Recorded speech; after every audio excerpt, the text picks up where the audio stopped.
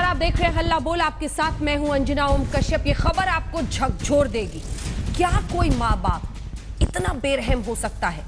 बेटे को अपने साथ ले गए, बेटियों को घर में मरने के लिए छोड़ दिया। दिल्ली में एक ऐसी ही घटना सामने आई है। माँ बाप बेटे को साथ ले गए, बेटियों को बंद करके तिल-तिल मरने के लिए घर में छोड़ दिया।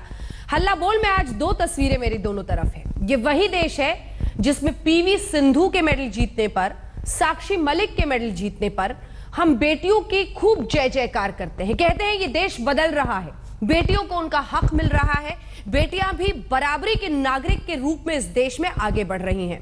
लेकिन इसी देश की सच्चाई ये भी है कि एक माँ बाप ने अपनी दो बेटियों को तो घर में छोड़ दिया, लेकिन बेटे को लेकर वो चले पड़े। यानी बेटी बोझ थी, और यही वो सोच है जिसको आज हम हल्ला बोल में चुनौती देना चाहते हैं कि क्या ये जो समझ इस देश में है कि बेटी को बोझ समझा जाता है और अगर कुछ पीछे छोड़ना है तो बेटियों को छोड़ दो, वही सबसे बड़ी परेशानी है। तो फिर इस देश में क्या जो ये दोनों बच्चियां आपको इन तस्वीरों में हम आपको दिखा नहीं सकते हैं किस हालत में ये बच्चियां मिली थी। 5 दिन तक कमरे में बंद थी, ना खाने को कुछ इनके पास था, ना कोई इनकी देखभाल के लिए था। एक की उम्र थी 3 साल, एक की उम्र 8 साल। हिमांशी और दीपाली क्या इस देश की पीवी सिंधु और साक्षी नहीं बन सकती हैं? बन सकती हैं, लेकिन उनके हक से उन्हें महफूज रखा जाता है और इसीलिए ऐसी परिस्थिति देश में बनती है। कई खास मेहमान हमारे साथ इस चर्चा में जुड़ेंगे, लेकिन उससे पहले ये रिपोर्ट। पापा कहते थे अगर तू बाहर चली गई तो तेरे को जान से खत्म कर दूंगा। तो आपको 3-4 दिन तक खाना नहीं मिला? पिता, ये बताया जा रहा है अकेले थे आप दोनों के नशे का आदी था। तो कौन आपको छोड़ के चला गया था? Mummy papa. मम्मी पापा कहाँ चले गए थे? भाग गए थे। इन सूनी आंखों में सवाल ही सवाल है। इन दो बेटियों के साथ माँ बाप ने जल्लादों जैसा सलूक किया है। बेटी होने की ऐसी सजा दी कि सुनकर आपके रोंगटे खड़े हो जाएं। 8 साल की हिमांशी और 3 साल की दीपाली के माँ बाप इकलौते बेटे को अपने साथ ले गए और इन दो बेटियों को दम तोड़ने के लिए छोड़ गए। पहले मम्मी गई थी, फिर पापा गए थे। कहाँ चले गए थे? कुछ बता कर गए थे? हाँ, क्या कह रहे थे? के गए थे मैं इसको लेकर कहीं जा रही हूँ। अपने आपके भाई को? उसके बाद नहीं आई? फिर नहीं आई। मम्मी भी नहीं आई, पापा भी नहीं आए? पापा के गए थे मैं कहीं घूमने जा रहा हूँ। तो आप गेट बंद था, तो अंदर आप बंद थे? हाँ, हम अंदर बंद थे। फिर मकानदार को जब रोने की आवाज आई, फिर उन्होंने आकर बाहर से कुंडी खोली। जब जाकर हम बाहर आए तो फिर आपने तब तक कुछ नहीं खाया था? आपको भूख नहीं लगी थी? भूख लगी थी, मकानदार ने सब कुछ हमें खिलाया। अच्छा। इन बेटियों का मुल्क भी भारत है, वही भारत जहां सिंधु और साक्षी सरीखी बेटियों ने मुल्क का मस्तक अपनी कामयाबियों से ऊंचा किया। लेकिन विडंबना ऐसी कि इन बच्चियों को आगे बढ़ने का हौसला तो दूर, भूखे मरने के लिए छोड़ दिया गया। दिल्ली के समयपुर बादली की इन बंद गलियों के इस सीलन भरे घर में कई दिनों तक ये बच्चियां खाना पानी के बगैर जिंदा रहने को जूझती रही।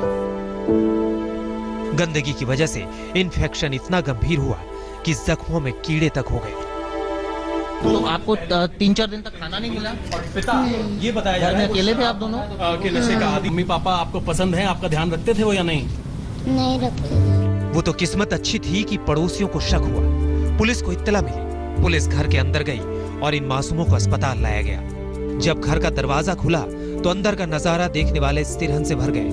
बच्चियों को अंबेडकर हॉस्पिटल में भर्ती कराया गया है, जहां शुरुआती इलाज के बाद दोनों की जिंदगी तो बच गई है, लेकिन जख्म भरने में महीनों लग जाएंगे।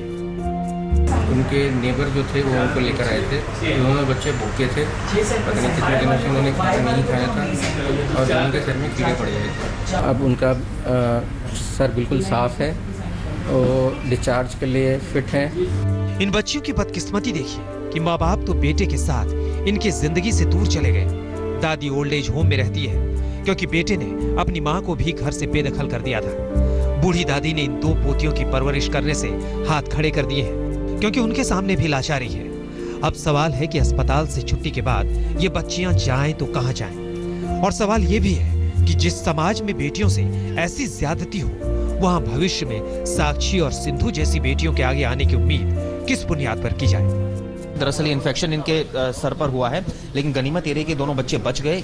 कई दिनों तक इन्होंने खाना नहीं खाया। जब बदबू आई घर से तो मकान मालिक को पता चला और उसके बाद इनको अस्पताल में एडमिट करा। आप देख सकते हैं कि यहाँ पर इनका इलाज चल रहा है और दोनों बच्चे फिलहाल ठीक है। डॉक्टरों ने काफ़ी जो है इनका ट्रीटमेंट में काफ़ी समय व्यतीत किया और आप देख सकते हैं हालांकि अभी भी सर पर इन्फेक्शन जरूर है, लेकिन स्थिति यही है कि दोनों बच्चे बच गए। अब पुलिस इनके माँ बाप को खोज रही है ताकि इस मामले में आगे कानूनी कार्रवाई की जा सके। कैमरा प्रोड्यूसर के साथ चिराग गुट। देखिए आपने ये रिपोर्ट, झकझोर दे ये किसी को भी। सवाल यही है कि पीवी सिंधु या साक्षी मलिक पर हम खूब गुणगान गाते हैं कि बेटियों को हमने इस जगह पर, इस मकाम पर पहुंचाया है, लेकिन ये तस्वीर जो जमीन पर हकीकत है वो कब बदलेगी? इस सोच पर चोट आखिर कौन करेगा कि बेटी बोझ होती है क्योंकि दोनों बच्चियों को घर में छोड़ दिया। तस्वीरें हमने आपको दिखाई नहीं है जिस हालत में ये दोनों बच्चियां अपने घर पे मिली थी। सोच के भी कोई कांप जाए। हमारे साथ अमोद कंठ जी जो कि जनरल सेक्रेटरी है प्रयास के, बच्चों के लिए काम करते हैं, वो जुड़ गए हैं। ऐश्वर्या भाटी जो कि एडवोकेट है सुप्रीम कोर्ट की, वो जुड़ गई हैं। निष्ठा गौतम शिक्षाविद हमारे साथ स्टूडियो में है और दीपक रहेजा कुछ देर में हमारे साथ जुड़ेंगे। अमोद कंठ जी, मैं सबसे पहले आपके पास आना चाहती हूँ। सवाल है कि उस मानसिकता पर चोट करनी होगी जिसकी वजह से कोई माता पिता ऐसा अपनी 3 साल और 8 साल की बच्ची के साथ कर गुजरता है। जिस हालत में ये बच्चियां मिली थी कल्पना से परे है।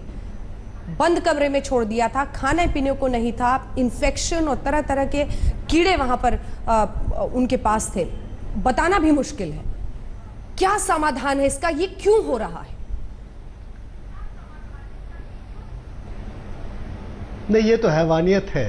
मैं समझता हूँ कि माँ बाप है ही नहीं, ये तो हैवान है।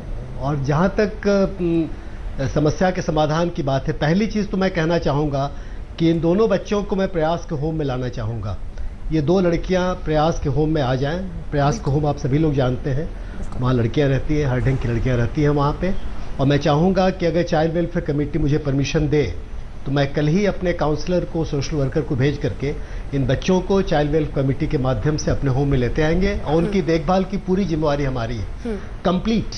जब तक वो 18 साल की नहीं हो जाती हैं तब तक की जिम्मेवारी प्रयास लेगी और इन बच्चों को पूरे तरह से सही ढंग से उनकी देखभाल होगी। हम और आपके इस कदम का स्वागत करते हैं अमोद कंठ जी। लाके ही छोड़ेंगे। हम आपके इस कदम का स्वागत करते हैं और बहुत महत्वपूर्ण है कि कम से कम सिविल सोसाइटी की तरफ से इस तरह के कदम। जी, अपनी बात पूरी करें। मुझे कोई परेशानी नहीं है, बहुत खुशी होगी। और स्पष्ट है कि जो कानून के अंदर, अब मैं कानून की बात कहूँगा, कानून के अंदर juvenile justice care and protection act 2000 और 2015 उसके अंतर्गत माता पिता ने या जो उनके पिता हैं उन्होंने बहुत भयंकर अपराध किया है, उनके खिलाफ केस रजिस्टर होना चाहिए, उनकी गिरफ्तारी होनी चाहिए। और मैं समझता हूँ कि ये सभी के लिए एग्जाम्पल होना चाहिए अगर ये सही है। और मैं समझता हूँ सही है, जो आप बात कह रहे हैं जाहिर है कि ये सही होना चाहिए। और ऐसा परिवार जहाँ की इस पिता ने, जैसी आप बात बता रहे हैं कि माँ को छोड़ दिया ओल्ड एज होम में, उसको भी अलग कर दिया, परिवार में एक अजीब स्थिति पैदा की, तो ये तो लगता है कोई मानसिकता, कोई भयंकर गलत मानसिकता के शिकार हैं ये लोग। और फिर ये बच्चों की देखभाल कर ही नहीं सकते हैं, सवाल नहीं उठता है। बिल्कुल। लेकिन ये एक पक्ष है। दूसरा पक्ष है जिसके बारे में बताना चाहूँगा, क्योंकि ऐसे हजारों केस होंगे, शायद लाखों केस ऐसे होंगे भारतवर्ष में जिनकी चर्चा हमको करनी चाहिए और जिनके बारे में कोई ना कोई हमको एक्शन लेना चाहिए। चाइल्ड अब्यूज स्टडी इन 2007 की ये कहती है कि सबसे अधिक बच्चों का की प्रताड़ना अगर होती है, अब्यूज़ होता है, तो वो होम कंडीशंस में होता है, परिवार के अंदर होता है, परिवार के लोगों के माध्यम से होता है। तो उसका ये लिविंग एग्जाम्पल है जो कि आप बता रहे हैं। और इसके बारे में हर किसी की ज़रूरत है, चाहे वो परिवार हो चाहे समाज हो। और मुझे बड़ी खुशी इस बात की है, और जो बच्चियों ने बताया कि मकान मालिक ने उनको खोल के निकाला और लोगों ने उसकी देखभाल की, तो ये समाज जो है उसमें एक ढंग की जागरूकता थोड़ी बहुत होगी आसपास के लोगों में, तभी ये हो पाया। तो ये जागरूकता की भी आवश्यकता है। लोगों ने पुलिस को भी जब कॉल आई, पुलिस को भी कॉल आई सर, तो लोगों ने ही फोन किया था। बिल्कुल, ये महत्वपूर्ण है कि लोग कम से कम ऐसे वक्त पर आए और अगर ऐसा कुछ कोई कर रहा है तो उसकी तरफ नजर जाए लोगों की, और एक प्रेशर ऐसे लोगों पर बिल्ड हो कि आप सुधर जाइए। मैं आपके पास अब ऐश्वर्या जी आना चाहती हूँ, क्योंकि कानूनन ये कितना बड़ा अपराध है, और हम विदेशों में आप पब्लिक अपने बच्चे को डांट और थप्पड़ नहीं मार सकते हैं, और यहां पर कोई अपनी 2 बेटियों को 4-5 दिन के लिए बंद करके चला जाता है। कानूनन कितना बड़ा अपराध।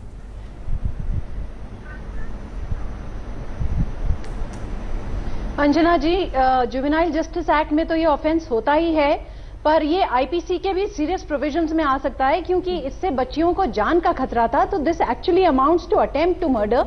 और मेरी तो ऐसी अपेक्षा होगी कि पुलिस खाली जुवेनाइल जस्टिस एक्ट में एक्शन ना ले, बल्कि आईपीसी के जो सीरियस प्रोविजंस हैं, even amounting to attempt to murder, उसमें सीरियस एक्शन लिया जाना चाहिए।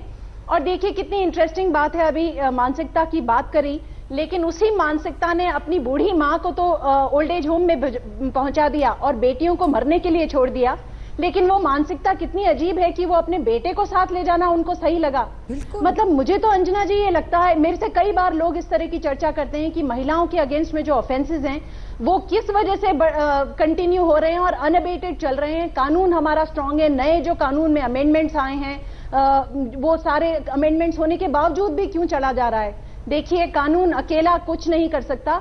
खाली कानून इस तरह के जो ऑफेंसेस हैं, जब तक सोसाइटी के माइंडसेट का चेंज नहीं होगा तब तक ये कानून खाली अक्षरों में बन के रह जाएंगे और हमें हर परिवार के अंदर ही एक चेंज की जरूरत होगी। उसी के बाद किसी भी तरह का कोई इससे नतीजा निकल सकता है। जो आप ये कंपैरिजन कर रहे हैं, आपकी स्क्रीन पे फोटोग्राफ्स जो ओलंपिक मेडलिस्ट जो हमारी महिलाएं हैं, all of us are proud of them, और जो ये दोनों आप कंपैरिजन कर रहे हैं, आई थिंक ये बहुत ही अच्छा है, क्योंकि इसका मैसेज भी बहुत अच्छा जाएगा व्यूअर्स को कि ये ही बच्चियां, आप देखिए ये बच्ची भी कितना कॉन्फिडेंस से बोल रही है, 5 साल की बच्ची है पर वो इतना कॉन्फिडेंस से बोल रही है कि कितना पेरेंट्स ने उसका क्या किया, कैसे छोड़ के गए, माँ पहले गई, भाई को ले गए, मिसिंग है, इतने दिन तक खाने पीने को नहीं मिला, मकान मालिक ने आके खाने को दिया। मतलब कितने कॉन्फिडेंस से वो अपनी स्टोरी को नरेट कर रही है despite going through hell herself. बिल्कुल, मैं 2 तस्वीरों को फिर से जरा फुल स्क्रीन दिखाना चाहती हूँ। निष्ठा, आपसे इस पर बात करना चाहती हूँ। 1 सेकंड में मैं आ रही हूँ आपके पास। कितने खोखले हैं हम।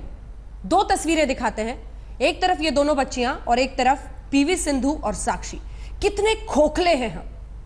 सिर्फ गर्व और खुशी मनाते हैं जब कोई मेडल जीतता है, लेकिन दूसरी तरफ ये तस्वीर बताती है कहीं पर कोख पे बेटी को मारा जाता है, कहीं पर कूड़ेदान में उसको फेंक दिया जाता है, कहीं पर उसे कमरे में 4 दिन 5 दिन बिना कुछ खाने, ये पड़ोसियों ने कुछ खाने को उनको दिया है, ऐसी परिस्थिति में उन्हें छोड़ दिया जाता है।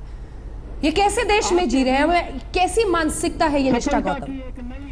देखिए अंजना, क्योंकि आपने ये बात कही है कि एक तरफ ओलंपिक मेडल्स जीत कर ला रही हैं और दूसरी तरफ बेटियों के साथ ये अत्याचार हो रहा है। मैं सिर्फ यहाँ पर ये कहना चाहूँगी कि इस देश में बेटों को एक अच्छी परवरिश मिलने के लिए सिर्फ उनका लड़का होना इज़ इम्पॉर्टेंट, कि अगर वो बेटा है, वो बच्चा अगर मेल चाइल्ड है तो हर चीज़ उसके लिए आसान हो जाती है। लेकिन बेटियों को सिर्फ एक आध ओलंपिक गोल्ड मेडल लाने की ज़रूरत है, उसके बाद शायद हम उनकी इज्जत करना शुरू कर देंगे। दूसरी बात जो मुझे यहाँ पे लग रही है इस पूरे रिपोर्ट को सुनने के बाद, बहुत बार ऐसा होता है कि हम माता पिता देखते हैं जो ये बाद में निर्णय लेते हैं कि हमें माता पिता बनना है, जबकि वो बन चुके होते हैं। कोई एक प्लान्ड पेरेंटहुड का तो कॉन्सेप्ट बहुत ही कम है इस देश में। इनफैक्ट जो शहरी वातावरण में भी अगर हम देखें तो वहां पे एक कंट्रोल्ड प्लानिंग की, अच्छा अब हम तैयार हैं शायद, ठीक है वो सब नहीं है, लेकिन उसमें भी जब बेटी पैदा हो जाए तो खूब अफसोस, बिल्कुल बहुत अफसोस, मतलब घर में जैसे मातम छा गया, मातम छा गया। ये उसी का परिचय है। ऐसी जो तस्वीरें आती हैं, चाहे हम कितनी बार कह दें कि हिंदुस्तान बदल रहा है, हमारी सोच बदल रही है, लेकिन ये तस्वीरें बता रही हैं कि हम नहीं बदले हैं अंदर से। आज भी हमारे अंदर वही सोच, वही मानसिकता है कि अगर बेटी है तो उसको खाना देने की जरूरत नहीं है, उसको आधे लोग कूड़ेदान के बाहर फेंक देते हैं और कई लोग दबाव डालकर सास ससुर पति पेट में बच्ची को मरवा देते हैं। और ये हिंदुस्तान की हकीकत है जिससे चेहरा छिपाना बहुत मुश्किल हो रहा है। मैं दीपक जी आपके पास आना चाहती हूं। इतनी हृदय विदारक ये पूरी कहानी है। 3 साल की बच्ची और 8 साल की हिमांशी, दोनों को ऐसे छोड़ा। ये क्या मानसिकता है? क्या ये वाकई सीधे एक ऐसे माता पिता थे जिनका क्रिमिनल माइंडसेट था, या बेटे को लेकर चले जाना, उसको महफूज रखना बताता है कि नहीं, उन्हें एहसास था कि बच्चे का मतलब क्या है, बस बेटी गवारा नहीं थी।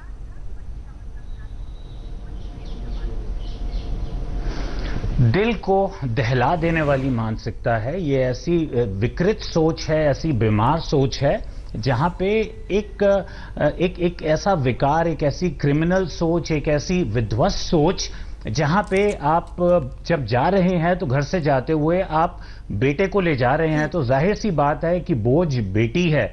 और बोझ देखिए यहाँ पे अगर बाप जिम्मेवार है तो माँ भी जिम्मेदार है। यहाँ हम प्लान्ड पेरेंटहुड की बात तो बहुत बाद में करें। एक ऐसी सोच, एक ऐसी so it has to do with lack of education, it has to do with lack of being responsible, it has to do with the total concept of failure of understanding what parenthood is about। कि माँ बाप होने का मतलब ये है कि हम बच्चे को कैसे एक रिस्पॉन्सिबल, उसकी डिपेंडेंस नीड, उसकी सिक्योरिटी की जो नीड है उसको हम कैसे पूरा करेंगे। तो यहाँ पे आप एक लंबे समय के लिए 5 दिन के लिए बच्चों को बिना खाना पीना दिए 2 लड़कियों को बंद करके चले जाते हैं। शायद इसको जनरलाइज कर देना मेरे ख्याल से गलत होगा, बिकॉज ये एक बहुत ही एक्सट्रीम सिचुएशन है। शायद ऐसी विरली सिचुएशंस वेस्ट में भी होती होंगी, लेकिन सिर्फ एक बेटी का बोझ हो जाना एक ऐसी बीमार सामाजिक सोच को दर्शाता है, जिसको कहीं हमें एक डीप रूटेड आंदोलन करके एक ऐसी मूवमेंट करके हमें बदलना होगा जहां पे इस तरह का हादसा ना हो। Because the kind of trauma it brings to the child, ये 2 बच्चियों के ऊपर किस कदर एक घात हुआ होगा, किस तरह की रिहैबिलिटेशन जिंदगी भर के लिए दीपक जी। यहाँ पे हम बात कर रहे हैं क्योंकि ये महिलाओं से जुड़ा एक सवाल है, तो मैं ये जानना चाहती हूँ, मैं उस माँ की मानसिकता या मानसिक स्थिति जानना चाहती हूँ कि माँ ही बेटे को लेकर निकली, माँ बेटे को, वही मैं जानना चाहती हूँ। कल्पना से परे है। एब्सोल्युटली, माँ ही बेटे को लेकर निकली थी, बेटियों को घर में छोड़ के। I just want to think from her perspective. क्या उसको ये लग रहा था कि वो उसका अपना एक औरत होना एक इतना बड़ा बोझ था? क्या उसने भी जिंदगी उन्हीं परेशानियों में गुजारी होगी? उसे लगता है ये मैं सही कर रही हूँ, मेरे साथ यही हुआ है। ये कानूनन बहुत बड़ा अपराध है, लेकिन सवाल यही है कि एक तरफ हम साक्षी और पीवी सिंधु में एक देश के रूप में जश्न मनाते हैं, लेकिन दूसरी तरफ क्यों हम इतने मायूस हो जाते हैं या फिर ध्यान नहीं देते हैं जब ऐसा कुछ होता है। दिल्ली में शहर के बीचों बीच की ये वारदात है। 5 दिन तक 2 बच्चियों को छोड़कर बेटे को लेकर मां घर से चली गई, सिर्फ इसलिए क्योंकि शायद वो इन्हें बोझ समझ रही थी। लेकिन हम ऐसा नहीं समझते हैं, और इसीलिए आइए सबसे पहले आपको सुनाते हैं प्रधानमंत्री नरेंद्र मोदी ने इस देश में बेटियों के बारे में क्या कहा था, कैसे कहा है कि इस देश को आगे बढ़ने के लिए बेटियों को साथ लेकर चलना होगा। उसके बाद आपको सुनाते हैं क्या बीती है इन 2 बच्चियों पर, और फिर सुनिए प्रसून जोशी की कविता के जरिए कि हम क्या कहते हैं, हम क्या करते हैं और कितने शर्मिंदा हमको होना चाहिए। बेटी बचाओ, बेटी पढ़ाओ, इस संकल्प को लेकर के हम जाएंगे। खेल कूद हो, विज्ञान हो, व्यवसाय हो, सेवा का क्षेत्र हो, शिक्षा का क्षेत्र हो, आज महिलाएं रत्ती भर भी पीछे नहीं, और ये सामर्थ्य हमारी शक्ति में है। और इसलिए मैं आपसे आग्रह करना है कि हमें बेटे और बेटी में भेद करने की बीमारी से निकल जाना है। तो कौन आपको छोड़ के चला गया था? Mummy papa. मम्मी पापा कहाँ चले गए थे? भाग गए थे। इन सूनी आंखों में सवाल गई थी, फिर पापा गए थे। कहाँ चले गए थे? कुछ बताकर गए थे? हाँ। क्या कह रहे थे? के गए थे मैं इसको लेकर कहीं जा रही हूँ। आपके भाई को? उसके बाद नहीं आई? फिर नहीं आई। मम्मी भी नहीं आई, पापा भी नहीं आए? पापा के गए थे मैं कहीं घूमने जा रहा हूँ। तो आप गेट बंद था, तो अंदर आप बंद, तो कौन आपको छोड़ के चला गया था? Mummy papa. Mummy papa. कहाँ चले गए थे? भाग गए थे। इन सूनी आंखों में सवाल गई थी, फिर पापा गए थे। कहाँ चले गए थे? कुछ बताकर गए थे? हाँ। क्या कह रहे थे? के गए थे मैं इसको लेकर कहीं जा रही हूँ। अपने शर्म आ रही है ना? शर्म आ रही है ना उस समाज को जिसने उसके जन्म पर खुल के जश्न नहीं मनाया? शर्म आ रही है ना उस पिता को उसके होने पर जिसने एक दिया कम जलाया? शर्म आ रही है ना? उन रस्मों को, उन रिवाजों को, उन बेड़ियों को, उन दरवाजों को शर्म आ रही है ना? उन बुजुर्गों को जिन्होंने उसके अस्तित्व को सिर्फ अंधेरों से जोड़ा। शर्म आ रही है ना उन दुपट्टों को, उन लिबासों को जिन्होंने उसे अंदर से तोड़ा। शर्म आ रही है ना स्कूलों को, दफ्तरों को, रास्तों को, मंजिलों को। शर्म आ रही है ना उन शब्दों को, उन गीतों को जिन्होंने उसे कभी शरीर से ज्यादा नहीं समझा। शर्म आ रही है ना राजनीति को, धर्म को, जहां बार बार अपमानित हुए उसके स्वप्न। शर्म आ रही है ना खबरों को, मिसालों को, दीवारों को, भालों को। शर्म आनी चाहिए हर ऐसे विचार को, शर्म आनी चाहिए जिसने पंख काटे थे उसके। शर्म आनी चाहिए ऐसे हर ख्याल को, शर्म आनी चाहिए जिसने रोका था उसे आसमान की तरफ देखने से।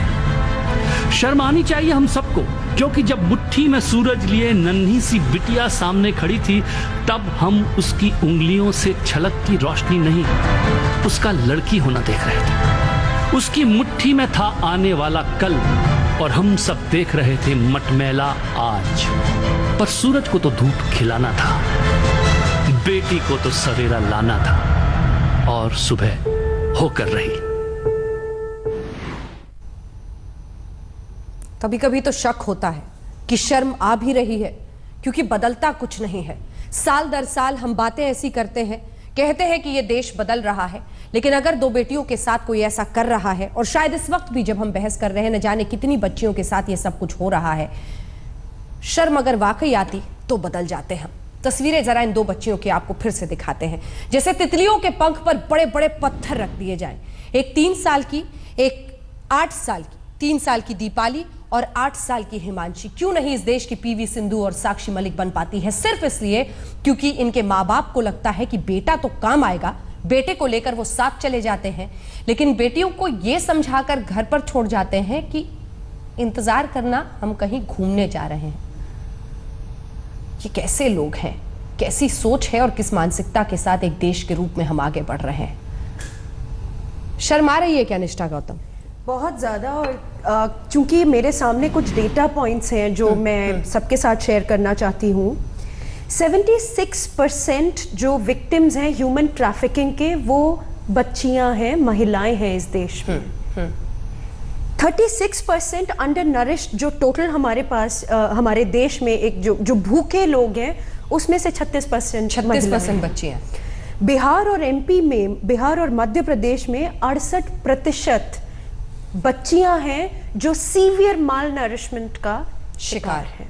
और ये सारे यूनिसेफ के डेटा हैं और एनसीआरबी का डेटा है। तो मैं इन सब चीजों ज्यादा रिलायबल सोर्स नहीं, कुछ और सोर्सेज नहीं हो सकते। तो केवल एक छोटी सी बात कहने की है, बेटियों को बोझ समझना जो एक हमारी जो एक सोच बन चुकी है, वो इतनी आसानी से नहीं जाने वाली। और मैंने जैसा शुरू में बोला था कि बेटों के लिए तो बहुत आसान है जिंदगी, बेटियों को केवल ओलंपिक मेडल जीत कर लाने की जरूरत है। और जब तक ये जाकर सम्मान मिलेगा, और तब भी मिले, क्योंकि कितने वक्त तक हम उन्हें ध्यान रखते हैं। कर्णम मल्लेश्वरी को कितना, अभी किसी से पूछे, किसी को नहीं नाम याद होगा। तो बस एक ये कहने की बात है, बहुत आसानी से महिलाओं को एक पर्दे के अंदर रखना, और पर्दे के अगर बाहर भी आ जाए तो उन्हें इग्नोर बात करें तो जरा अलग हो जाती है बात, क्योंकि हम तो क्रिकेट के अलावा एक देश के रूप में ज्यादा लोगों को याद रखते नहीं है। लेकिन मैं वापस बच्चियों के मुद्दे पर आते हुए अमोद कर्ण साहब, आपसे ये जानना चाहती हूँ कि आपने ये खुद कहा कि आप प्रयास के जरिए इन दो बच्चियों की मदद करेंगे, लेकिन ये समस्या इस देश में बहुत बड़ी है सर, और ये इतने कवर्ड तरीके से घर के अंदर होता है, जिसमें एक महिला की मानसिकता में ये होता है कि बेटे को खिलाना ज्यादा जरूरी है। महिला की ही मानसिकता में होता है कि हमें बच्चियों से ज्यादा बेटों की पढ़ाई पर ध्यान देना है, काम बेटा आएगा। ये जो सोच है ना, ये बड़े कवर्ड तरीके से घर के अंदर काम करता है। इसका क्या इलाज हो सकता है? क्योंकि सिर्फ कानून इंपोज करने से घर के अंदर की परिस्थिति बदलना मुश्किल है।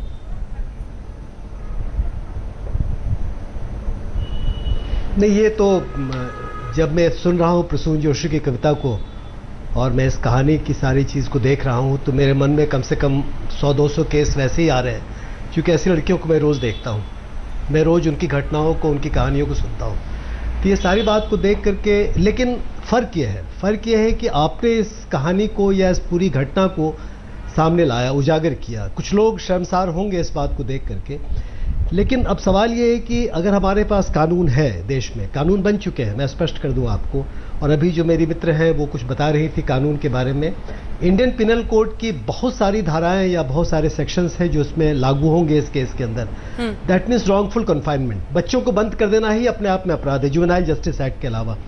लेकिन क्या हम कर पा रहे हैं? अगर आप पता करें, मालूम करें, तो देश में करोड़ों बच्चे ऐसे हैं, कम से कम 2-2.5 करोड़ बच्चे ऐसे हैं जो कि भयंकर स्थितियों के शिकार होते हैं। उनमें लड़कियों की संख्या ज़्यादा होती है, क्योंकि हमको उनके बारे में मालूम है, और हम कोशिश करते हैं कि कहीं कहीं ये घटनाएं जब उजागर होती हैं, सामने आती है, तो हम एक्शन लेते हैं।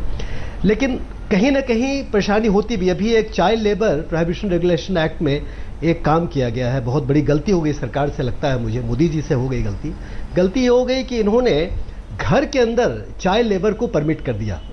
और सबसे बड़ी अगर कोई शिकार होती है चाइल्ड लेबर की तो लड़कियां होती हैं, क्योंकि घर में उनको काम करना पड़ता है, बच्चों को ही काम करना पड़ता है। और होम अफेयर्स में या घरेलू व्यवसाय में चाइल्ड लेबर को परमिट करना एक गलत बात हुई। खैर, उसकी चर्चा मैं नहीं करूंगा, लेकिन मैं कहना चाहूँगा, जैसा कि हमारे दूसरे मित्र ने बताया, कि सबसे बड़ी संख्या में अगर अत्याचार होता है बच्चों के ऊपर, लड़कियों के ऊपर, तो घर में होता है। और यहाँ पे एक और अजीब सी बात है जो बहुत आम बात है कि माँ ने बच्ची को छोड़ा, इन 2 बच्चियों को माँ ने छोड़ा और छोड़ करके बेटे को लेकर वो निकली। इसके पीछे क्या मानसिकता है? कम से कम औरत तो ऐसी होनी चाहिए जो बच्चियों की देखभाल बेहतर करे। उनके मन में बात आनी चाहिए कि कभी वो भी इतनी ही छोटी थी, कभी उसके साथ भी ऐसा अत्याचार हुआ होगा, लेकिन ऐसा कुछ भी नहीं हो रहा है। अगर ये स्थिति है हमारे साथ आज भारतवर्ष में, निष्ठा आपकी इस बात पे कुछ कहना चाह रही है? क्लेम करते थे पहले कि भारतवर्ष बच्चों को आपकी इसी बात पे निष्ठा कुछ कहना चाह रही है। निष्ठा, आप बताएं। हाँ, अमोद जी, मैं सिर्फ एक ये आपने ये बात बहुत अच्छी बोली कि उस माँ का क्या एक मानसिकता रही होगी, क्या उसने भी वही शोषण बर्दाश्त किया है जो आगे वो पास ऑन कर रही है। अंजना, यहाँ पे सबसे ज्यादा जो इम्पोर्टेंट चीज है, हम लोग ना फैमिली को एक होली काउ मानते हैं कि अगर परिवार के एक इंस्टीट्यूशन में देखें, कोई बुराई नहीं है, लड़की अगर परिवार के अंदर है तो सब ठीक है, बलात्कार हो जाता है तो उसकी शादी करा दो बलात्कारी से, तो परिवार वाला सिस्टम हो जाएगा, सब कुछ ठीक है। आज हमें सबसे ज्यादा जिस चीज पे ध्यान देने की जरूरत है, to understand that family is the first site of exploitation for an individual, कि सबसे जो शोषण की शुरुआत होती है वो शायद परिवार से होती है। इन बच्चियों को आगे किसी ने कुछ करना है या नहीं करना, इनके साथ जो माँ बाप ने किया है, I think we have to take cognizance of this fact that family can be utterly violent and exploitative. परिवार सुरक्षित है, इस पर नए सिरे से सोचने की जरूरत है। बिल्कुल सोचने की जरूरत है, क्योंकि परिवार के अंदर सुरक्षित नहीं है। बहुत बार कानून भी क्योंकि बैकफुट पर आ जाता है कि ये परिवार के अंदर की बात है, और शायद ऐसी बातों को पर समाज कई सवाल खड़े करेगा कि आप कह रहे हैं कि परिवार ही असुरक्षित है, ऐसा कैसे हो सकता है? ये परिवार में जो पुरुष है उन्हें भी एक सर्टेन सर्टिफिकेट दे देता है कि आपको जो करना है, माँ को भी सर्टिफिकेट दे देता है कि आपको जो करना है आप अपने बच्चे के साथ कर सकते हैं। आपको ये मालूम होगा, शायद आपको ये मालूम होगा कि चाइल्ड अब्यूज के केस, सेक्सुअल वायलेंस के केस, रेप के केस, ये तमाम केसेस परिवार के अंदर सबसे ज्यादा होते हैं। 75% होते हैं। 75% ये तमाम एब्यूसिव, एक्सप्लॉयटेशन, ये तमाम चीजें परिवार के अंदर होती हैं, परिवार के आसपास होते हैं, जाने माने लोग करते हैं। तो सवाल ये उठता है कि परिवार में एक परिवर्तन की आवश्यकता है, परिवार को अलग नहीं करने की जरूरत है, जो कहीं ना कहीं कानून में हो रहा है। वो एक बहुत बड़ी गलती हो रही है आज कि हम परिवार को अलग किए चले जा रहे हैं। परिवार के अंदर जो कुछ गलत काम हो रहा है वो तमाम चीजों को भी देखने की उतनी ही जरूरत है जितना हम बाहर देखते हैं। दीपक जी कुछ कह रहे थे आप?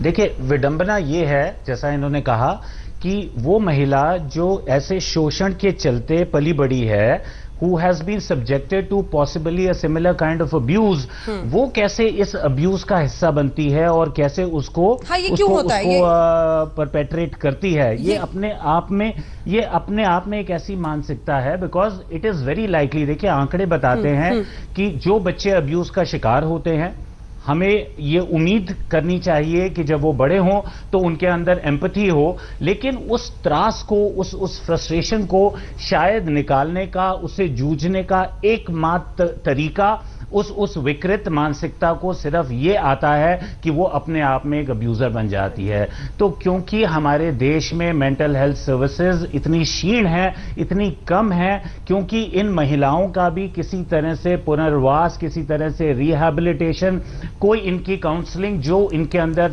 त्रास और ट्रॉमा एक लंबे समय तक बनी रहती है, जो अंदर धसी रहती है, क्योंकि वो उफन नहीं पाती और जब वो बड़ी हो जाती हैं तो क्योंकि एक ये सामाजिक कैंसर है, एक ऐसी सोच का कैंसर है जहां पे दहेज प्रथा, लड़की को बोझ समझना, यह समझना कि लड़का ही जो है वो वंश चला सकता है और चला पाएगा, इन सब के चलते शायद कहीं वो महिला ही सबसे आगे बढ़ती है ये मानने में कि बेटा शायद जो है वो अपने आप में एक ब्लेसिंग है और बेटी का होना एक अभिशाप है। तो इस अभिशाप ऐश्वर्या जी में बिल्कुल, ऐश्वर्या जी एक सुप्रीम कोर्ट में जी सर, ऐश्वर्या जी एक सुप्रीम कोर्ट के वकील, क्योंकि वक्त आ रहा है खत्म करने का, जल्दी से मेरी रिएक्शन चाह रही थी, न सिर्फ एक सुप्रीम कोर्ट की वकील बल्कि एक महिला के रूप में भी ये सवाल मेरा आपसे है कि ये वही देश है जहां पर एक तरफ हम राखी बांधते हैं और ये कहते हैं कि पुरुष है वो रक्षा देगा, जो लड़की है उसको रक्षा चाहिए, ये बचपन से हम उनके दिमाग में डालते हैं, लेकिन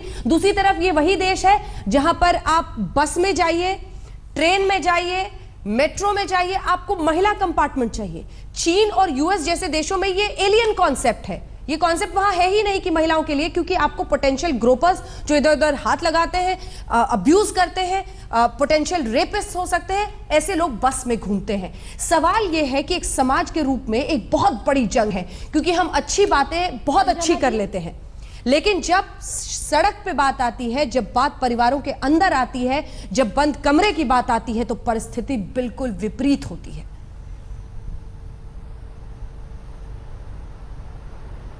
अंजना जी, खाली बसेस और ट्रेन्स की बात नहीं है, हिंदुस्तान में जो क्रिमिनल ज्यूरिस्प्रूडेंस है वो भी डाउरी डेथ के केसेस में कंप्लीटली डिफरेंट हो जाता है।